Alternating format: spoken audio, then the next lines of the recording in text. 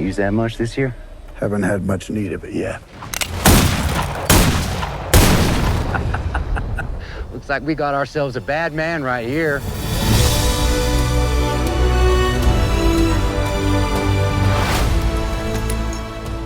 Now, this film's been 30 years in the making, but along that journey, you've made so many other wonderful Western films, be it Dances with Wolves or Silverado or one of my favorites, Open Range. So during that journey, that trajectory of all of those films, did those films help influence what this film, Horizon, has ultimately become? Maybe in some degree. I don't think too much, really. I saw them each as the moment that I was doing them, whether it's Hatfield and McCoy's or Wyatt Earp or something like that. It's a story, Listen, there are books in our life, and those books still can be made into movies. So this is an idea, this is a book that's been in my mind for 30 years, and so I just decided I wouldn't let it go. I didn't feel like, I don't fall out of love with things. I feel like classic doesn't have a shelf life. Mm-hmm. Well, you've loved Western films all your life, haven't you? Yeah. What's the first one that comes? Not very many, because they're not. Most of them aren't very good. I find them most too simple, and the people are depicted across the board are not authentic. That looks like a promising place. The place I might be able to see myself.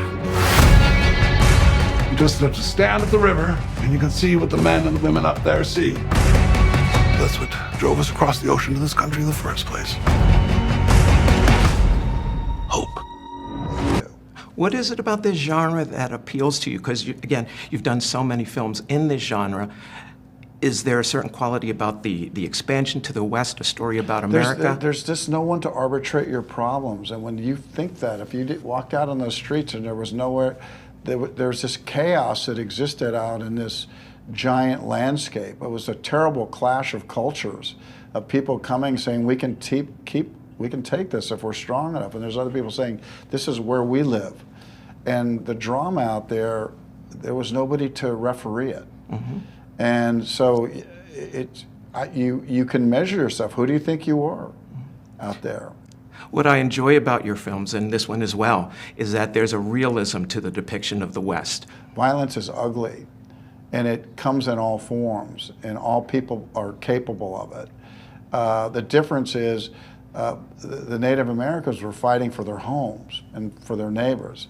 The other, the people were taking scalps, that was for commerce. Mm-hmm. And so there's an ugliness to all of it, but there's a higher level of understanding why Native Americans were fighting. It's been 30 years since you completed the Bodyguard with the amazing Whitney Houston, and recently I had a chance to rewatch the wonderful eulogy that you gave at her memorial service. So what I've wanted to ask you since that time is, what is it about the two of you making that film together? What was it that was part of that time that made such a wonderful friendship bond, not only between you and her family, to deliver such a heartfelt speech?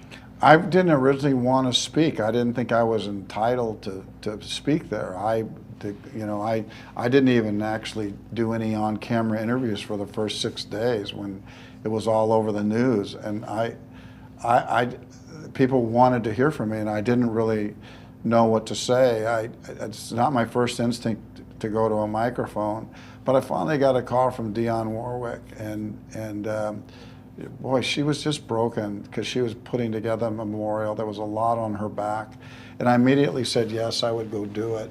And I was like really mad at myself when I did, because what was I going to say about this relationship? What could I say about this really very special person, talented and vulnerable? And what would I say to a community that saw her as their own, and me standing up there, why would I be there? I accepted it, and then I searched my soul for what that relationship really was. I was her imaginary bodyguard, but I could talk about who she was as a person.